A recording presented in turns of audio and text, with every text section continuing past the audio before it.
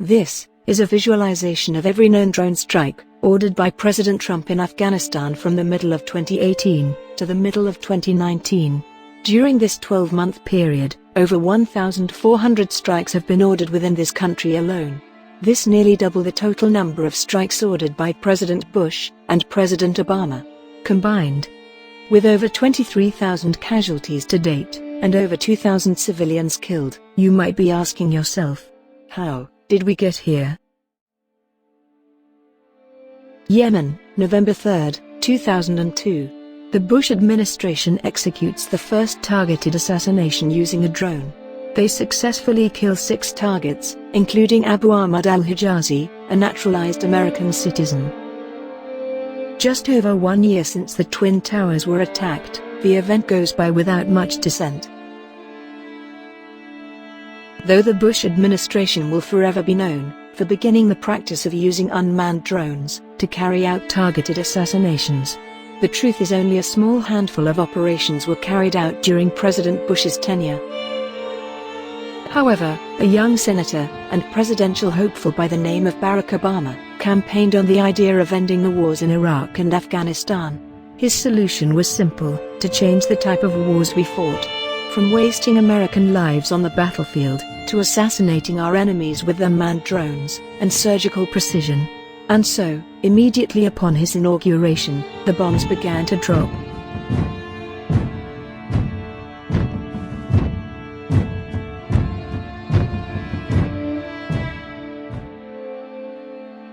This visualization shows every known drone strike the US has ordered in Afghanistan, Pakistan, Yemen, and Somalia.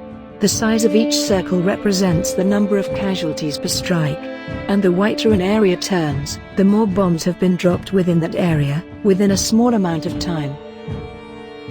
And the data comes from the Bureau of Investigative Journalism. President Barack Obama would follow through on his campaign promise, ordering more than 10 times the number of drone assassinations as his predecessor.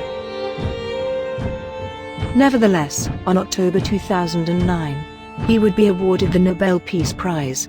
The committee would cite his commitment to diplomacy and human rights, stating, quote, "For 108 years, the Norwegian Nobel Committee has sought to stimulate precisely that international policy and those attitudes, for which Obama is now the world's leading spokesman."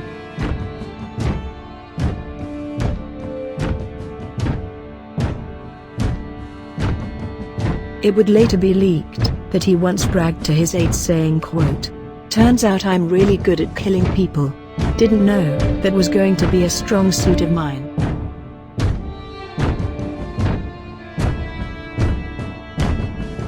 By September 30, 2011, Barack Obama had been president for 973 days. He had killed 1,156 people using the drone program alone, including 113 civilians. But September is special, because on this month, Barack Obama killed Ahmad al-Awlaki, his first native-born American citizen, without a warrant, on suspicion of terrorism. The administration never disclosed any evidence to back its claim. However, 2 weeks later, the administration ordered a drone strike that successfully killed his son, Abdulrahman al-Awlaki. Once again, without a warrant. He was 16 years old, an American citizen, and was suspected of nothing. Journalists would start to ask, how can the president have such overwhelming power to order the deaths of civilians, and even American citizens, with no warrant or even suspected crime, and receive no repercussions? On February of 2013, we received our answer. A leaked memo from the Obama administration shows the legal argument for these targeted assassinations. It says that the person in question must be a, quote, "senior operational leader of al-Qaeda, or of an associated force." However, the memo gives no review process to these claims, meaning that the office of the president can assign these labels to, and therefore assassinate, whoever they choose. And because the American government works on a system of precedents, this is a power the Obama administration awarded to itself, as well as all future presidents.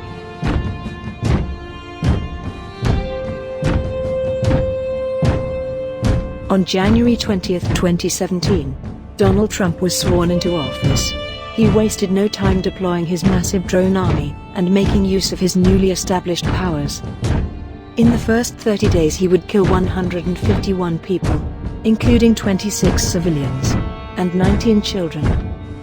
And within his first 2 years, his administration executed nearly 2,000 strikes, which means President Trump has ordered nearly as many strikes in 2 years as President Obama did in his entire presidency.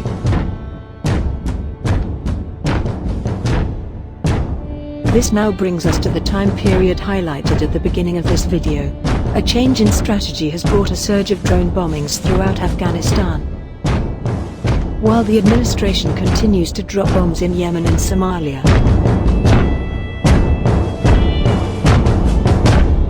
We have summarized the data and normalized each statistic for the number of years each sitting president was actively engaged in drone strikes. From 2002 onward, President Bush ordered an average of just 13 strikes per year. President Obama would go on to increase that by a factor of 10, while doubling the number of civilians killed every year. Lastly, President Trump, not to be outdone by his predecessors, has so far increased the rate at which he launched drone attacks by a factor of 6. Assuming President Trump sits in office for a full 8 years and continues to launch attacks at the same rate, he will have launched a total of 6,867 strikes and killed over 26,000 people.